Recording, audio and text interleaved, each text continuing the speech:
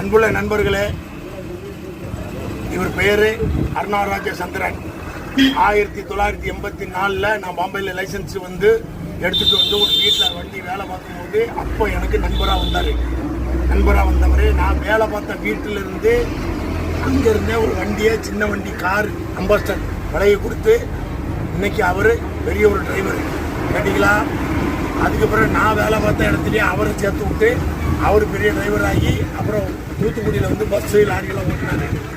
இன்னைக்கும் தூத்துக்குடியில் வண்டி ஓட்டிட்டு இருக்காரு. ஆனால் இந்த இது எதுக்குன்னா 84 இன்னைக்கு ஃப்ரெண்டுன்னா இன்னைக்கும் எந்த பிரச்சனையும் இல்லாமல் நாங்கள் நல்ல ஒரு ஃப்ரெண்டாக இருக்கிறோம். வெளிநாட்டுக்கு வந்துட்டு இங்கே இப்போ தூத்துக்குடியில் வண்டி ஓட்டுறாரு. இப்போ திருநெல்வேலியில் ஃபேமிலியோட அங்கே இருக்காரு. மற்றபடி அவர்த்தையும் விசாரிக்கலாம். அருணாச்சலம் எப்படி இருக்கீங்க? நல்லா இருக்கீங்களா? சரி, இப்போ என்ன பார்க்குறதுக்கு திருநெல்வேலியில் தான் வந்திருக்கியா? சரி, வீட்டுக்கு போமா? சரி, சாப்பிடலாமா? சாப்பிட்டாச்சா இல்லையா?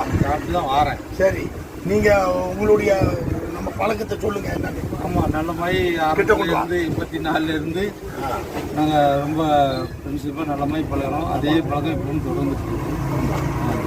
அவங்க அம்மாலாம் இங்கே தான் இருக்கிறாங்க.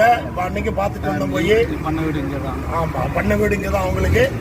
இவர் ஒய்ஃப் அங்கே முடிச்சதுனால அங்கே வீடு கட்டி பையனை இன்ஜினியர்லாம் படிக்க வச்சு நல்லபடியாக இருக்கிறாரு.